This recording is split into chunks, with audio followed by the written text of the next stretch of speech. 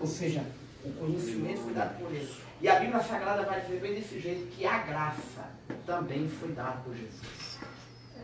Ou seja, o conhecimento, ele é representado o quê? Por um alimento, a verdade. Só que a graça, eu quero falar aqui nessa noite sobre a graça. A lei, segundo o apóstolo Paulo diz na igreja de Galácia, vai dizer bem desse jeito, que ela veio para nos conduzir a Cristo, para conduzir o pecador para Cristo.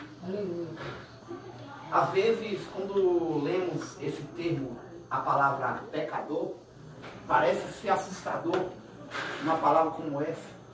Olha, fulano, ó, somos pecador. O sentido da palavra pecador, ela vem da palavra pecado, ou seja, aquele que está na prática do pecado. Pecado no termo grego significa hamartia, ou seja, hamartia, que é no sentido grego, para os hebreus, que não é, significa errante. E o errante, para os hebreus, não é outra coisa a não ser uma pessoa que perdeu o caminho. No Antigo Testamento, uma pessoa que perde o caminho era chamada de hamartia, pecador. Então os hebreus olhavam para aquele errante que andava na estrada, ele errava o caminho porque às vezes ele não tinha mapa, não tinha bússola para acertar o caminho, para chegar no lugar certo. E quando ele errava o caminho, ele procurava alguém mais próximo que estava andando no caminho certo, que ia para o lugar certo. E perguntava, dizia, olha fulano, você vai para aquele lugar, eu vou. Será que é um lugar meu? Aí ele vai falar, eu estou procurando um lugar tal, você está indo para esse lugar, então eu estou indo. Ou seja, aquele que está andando no caminho certo viu o errante que estava perdido e falou para ele assim, olha, entra por esse caminho que eu estou entrando aqui, porque esse caminho é que vai para lá. Eu estou no caminho que vai para lá. Então entra, siga os meus passos, siga as minhas pegadas. E ele seguia.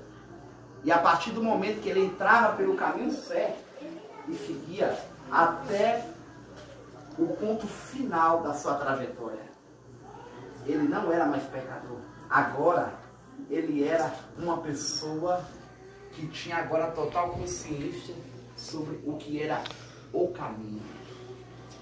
Ele entrava pelo caminho e agora ele não é mais pecador, porque agora ele saiu de errante, de perdido.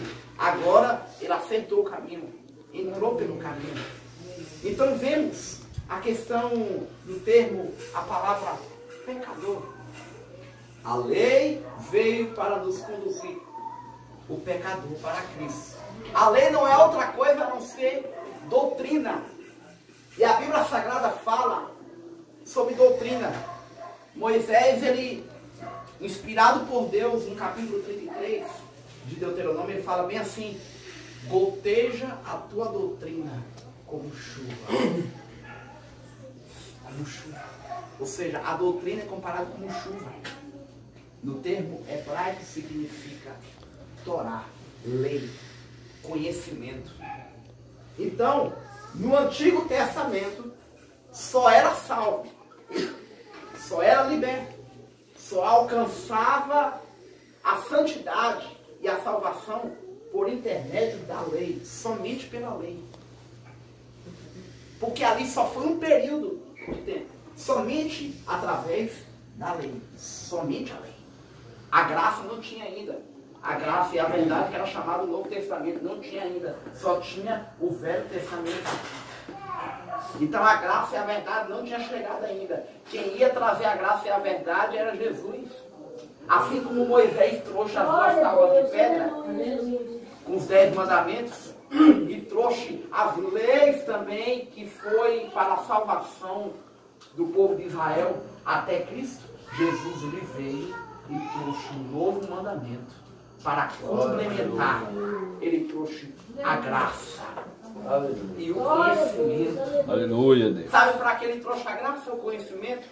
Para que a salvação não fosse somente para os israelitas. Se Jesus não viesse para a humanidade, a salvação seria só para os judeus.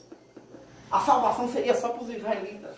Mas como Jesus olhou para a terra e viu o ser humano chorando, sofrendo por causa do pecado. Jesus olhou para a terra.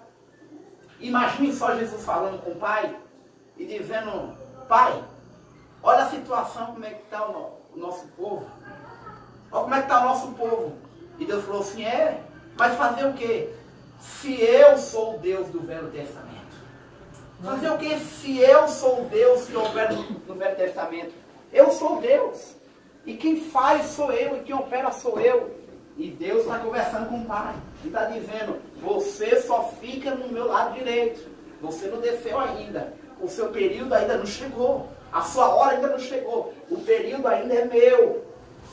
Por enquanto, só eu estou descendo ainda. O Espírito Santo, fique aí. Ainda o seu período não chegou. Você vai descer ainda sobre a humanidade.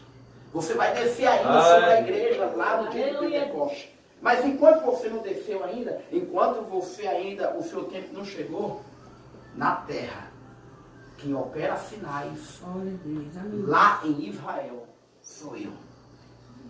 O ser humano pecava, e quando Deus descia, não precisava Deus tocar. Deus ele só descia. E quando a presença dele descia, a Bíblia Sagrada vai dizer que,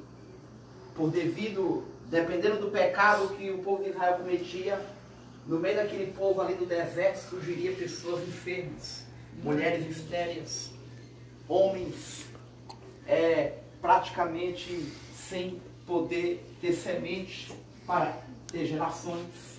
Quando Deus ele descia no Antigo Testamento, a maldição, que nem foi citada aqui, ela era mais pior do que no Novo Testamento, porque a maldição ela vinha através de pecados. Então vemos, quer que eu cite um exemplo? Vou citar um exemplo aqui, o pecado de Adão. Deus falou para Adão: no dia que tu comeres, certamente morrereis. Não foi assim que ele falou? O homem começou a morrer aos poucos. Não é que o homem ele desceu à sepultura de uma vez por causa daquele pecado de desobediência. Não, foi diferente. E também quando Deus ele deu a sentença: olha, no dia que comeres, certamente morrereis. Ele não estava dando uma sentença de morte. Ele não estava dizendo: se você comer, eu vou descer com a minha presença e você não vai suportar a minha presença e você vai morrer. Não, ele estava dando um conselho, um aconselhamento como médico. Não tem quando você está doente, você está com um processo de enfermidade, você vai chegar até o médico vai te diagnosticar e ele vai passar alguns exames. E ele vai dizer assim: olha, eu sinto muito para você.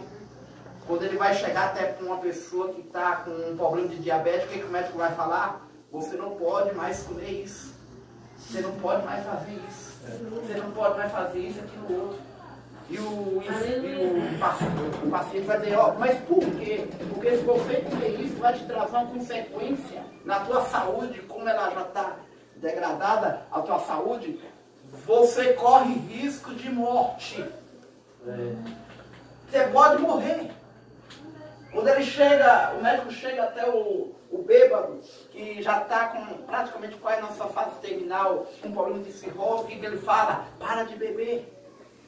Para o fumante ele fala: para de fumar, senão isso vai tirar a sua vida. A saúde vai acabar com você. Ou seja, a enfermidade vai vir através da consequência.